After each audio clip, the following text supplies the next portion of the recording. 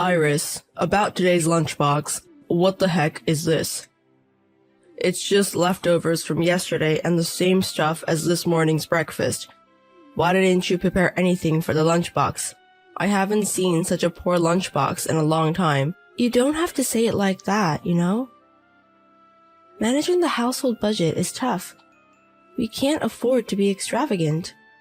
Making a lunchbox doesn't cost that much, does it? Even frozen foods are tasty these days, so include some of those. They're about $1 each, right? Even small expenses add up. I'm somehow managing the food expenses, including your lunch. If it's not enough, use your own pocket money.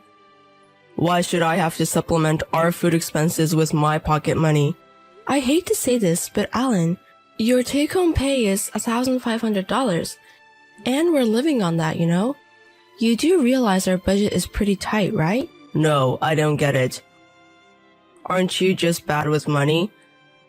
I have married colleagues who eat better than this. Isn't it strange that I'm eating such a lunch even though we work for the same company? Isn't that because their wives work part-time or they get help from their parents? I wonder if it's okay for me to start working now.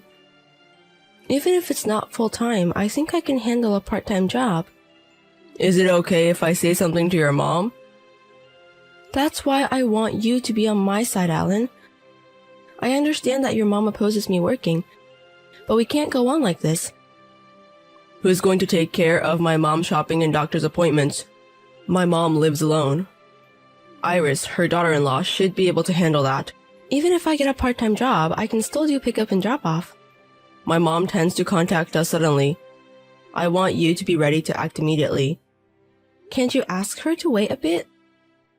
Then I could work and we'd have more room in our budget. No way. My mom wouldn't listen to me. And if you start a part-time job, she might start contacting me instead. My mom believes a wife should be at home. Then can you save a little more, Alan? You're shopping with credit cards apart from your pocket money, aren't you? We're running a deficit every month because of those payments. But we're getting by, aren't we? That's because I'm dipping into my savings from when I was single. If we have savings, we'll be fine, right? What are you talking about? This money is mine. It doesn't matter whose money it is now that we're married, does it? It does matter. And I want to keep it for emergencies. Is it now the emergency? By emergency, I mean in case of illness or some urgent situation. If you're opposed to me working, at least try to save. I'm already doing my best to save. I've even cut down to less than a pack of cigarettes a day. So, you're not considering quitting? There's no way I can quit smoking. You could also put more effort into our lunches and regular meals, Iris. I'm the one who's working hard every day. Shouldn't you think more about taking care of me? Alan, what's this $1,000 bill on the credit card? Sorry. I ended up buying something I needed. You know your salary is $1,500, right? What am I supposed to do with the remaining $500? That's your job, Iris. Once the rent is paid, there's nothing left. How am I supposed to deal with that? What do we do? Can we use your savings? Please don't rely on my savings. Besides, there's not much left in my savings. I've told you over and over that our budget is tight. Why do you do this? You're so annoying. It's okay once in a while, right? I'm the one who's working. I want to work too if you'd let me. I'm tired of worrying about money every month. Alan, you have your pocket money, but I don't have anything each month. I haven't bought a single thing for myself since we got married. When we got married, we promised to support each other. My salary is going to increase a bit next year, so don't get all worked up. We're talking about now, not next year. Seriously, stop it. You're going to pay for this credit card bill. What? You know I can't afford it. Then why did you use it? Did you use it because I told you about my savings from when I was single? It's not exactly that, but stop calling me while I'm at work. It's your fault, isn't it? Me, huh? It's you who can't manage money, isn't it? No matter how you look at it, our finances aren't balanced. I don't want to talk about money anymore. Yes, that's it. End of story. Wait, it's not over yet. When you get home, we'll talk it through again, alright? Iris, if we argue about this at home, I'll lose my temper, got it? Why does it always end up like this? Our meals are so modest every day because you can't handle money, right? I'm working hard, yet all you do is complain. You're the one not doing anything. Don't you dare talk to me about money again. It's all because you spend too much, isn't it? What else do you want me to do? That's your job to think about it. There are even people on the internet and TV who live on $100, you know? You're lacking creativity, that's all. Don't just blindly accept that. I'm saying most of it is gone just paying rent. You're so annoying. Enough already. I'm not coming home tonight. Huh? Where are you going? To my mother-in-law's place? Enough already. I don't want to talk to you anymore. Alan, I went to the bank earlier. There was no paycheck deposited. You're not late on your paycheck, are you? About that, I already withdrew it. What? Why?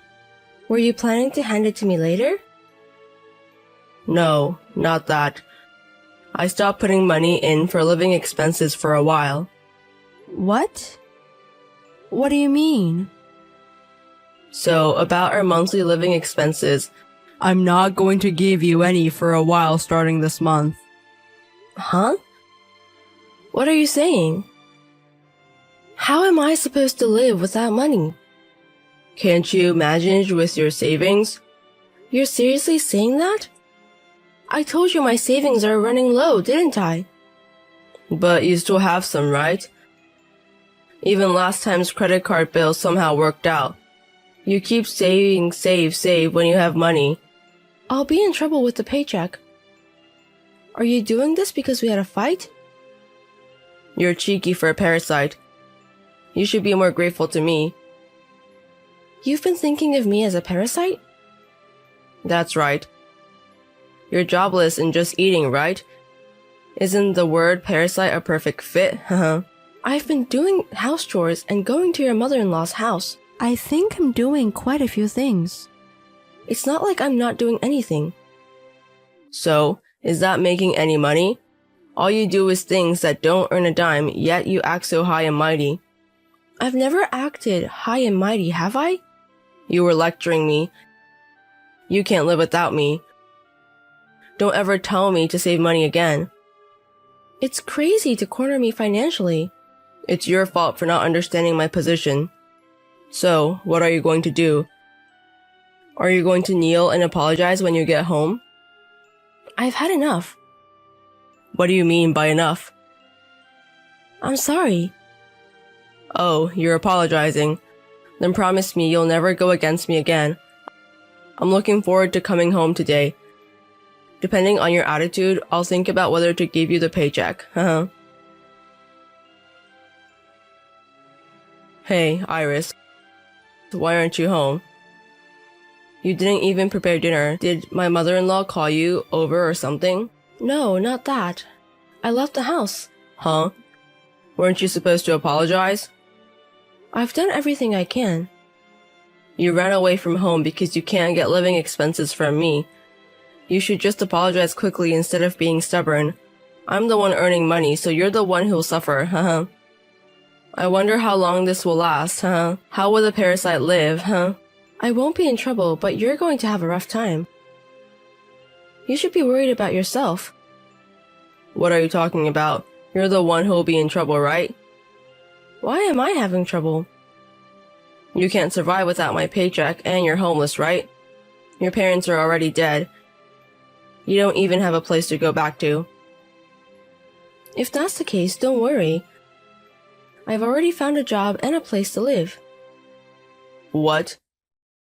I've been job hunting, so it was perfect. Job hunting? Hey, it's forbidden to work in this house. I know. I was planning to get a divorce, so I left. Divorce? Why? Are you serious? Why would I lie about something like this? You kept telling me to save money every month because we're running a deficit, but you don't cooperate at all. If you knew I had savings, you'd spend even more. To top it all off, you've been economically sanctioning me because I'm cheeky. Do you think I can live with someone like that? What are you saying? Iris, just come home for now. At a later date, I'll visit the house with a lawyer. Why is a lawyer coming? I just want to talk to you. I'm bringing a lawyer because I don't think we can have a decent conversation, just the two of us. When we get a divorce, there's also the matter of property division. Well, we don't have any joint property, so it'll be about appliances and the car. Don't rush things. I want to discuss the divorce first. What's there to discuss now? That is, it's about the future, so to speak. If Iris was that worried, I thought I would compromise a little. I don't need that, huh? I'm getting a divorce because I'm tired of living with you, alright? Finding a middle ground by discussing things with each other. It's not on that level anymore. But it's harsh to suddenly talk about divorce. Who's the harsh one? You only have $1,500 income in each month, but you spend more than that, right? Even when I try to save, you just complain. All my efforts feel wasted. Other colleagues of ours are able to live decently.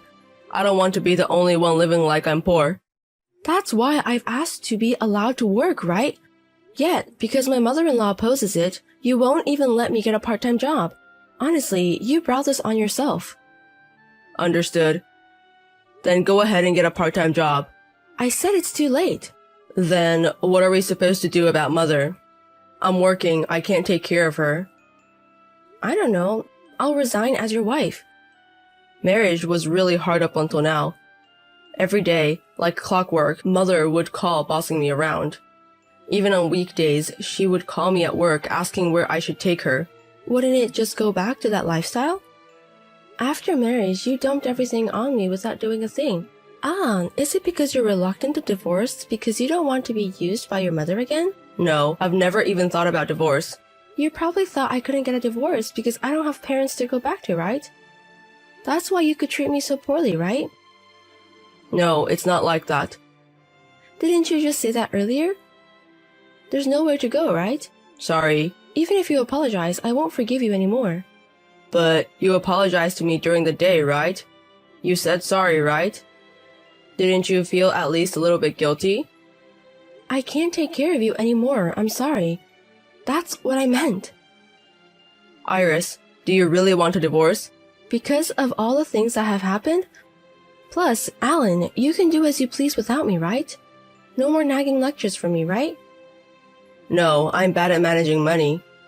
See? You just wanted to dump all the troublesome things onto me, right? I don't want to be with a husband who doesn't value me. From now on, I will value you. I'll save money and I won't side with my mother but protect you, Iris. That's what I wanted during our marriage. But I'm glad I got to know your true colors early on. I had some good memories during our courtship and early marriage, so it was hard to decide on a divorce. But thanks to this, I've made up my mind. Iris, I'm sorry. I can't live alone. Please, come back. Please. What you're worried about is not having me around to do everything for you, right? No. I want Iris back because I love you, because I care about you. You love me. Just words of love are annoying. If you really felt that way, you would have shown it in your actions. And you wouldn't have pushed me to the brink economically. I'm sorry. Like I said, it's too late to apologize now. Oh, I haven't paid this month's rent yet. And I haven't deposited the money for the credit card payment. I only have $800 left from this month's salary. I don't know, you're the one who spent it. That's right. Why don't you try the ingenuity you always talk about? You can live on $100 a month, right? You should try your best. He kept reaching out, insisting he didn't want a divorce. But my feelings weren't about to change. When I told him I was ready to seek mediation if he wouldn't agree to divorce, he begrudgingly signed the divorce papers. There were no savings for us to divide, but I managed to get some of the appliances and the car we bought when we were newlyweds. Afterwards, my ex-husband gave up on renting his own place and moved back to his mother's house, his childhood home. Since then, he's been swamped with looks after his mother and housework, leaving no time for himself. Leading a busy life, or so I hear. To be blunt, his mother is a toxic parent, a person who seems to consider her son, my ex-husband, as her own property. As a result, when he moved back home, his mother took all his earnings, and he returned to the poverty-stricken life he once led. Before we got married, I felt sorry for him and wanted to support him, but now his words and actions have left me with no such feelings. After that, I got a job with housing included, and I've been living a busy but fulfilling life. Since it's company housing, I can save more than if I lived alone, and the working environment is also good. It feels like I've suddenly arrived in heaven after a hellish marriage. Our marriage lasted less than 2 years, but life without the freedom to change, even a single favorite snack or drink, was really tough. For a while, I planned to spoil myself, indulge in some luxuries now and then, and heal myself with the money I earn. For now, I'm not interested in dating, but if I ever get the chance, I'd like to choose someone who can manage money well.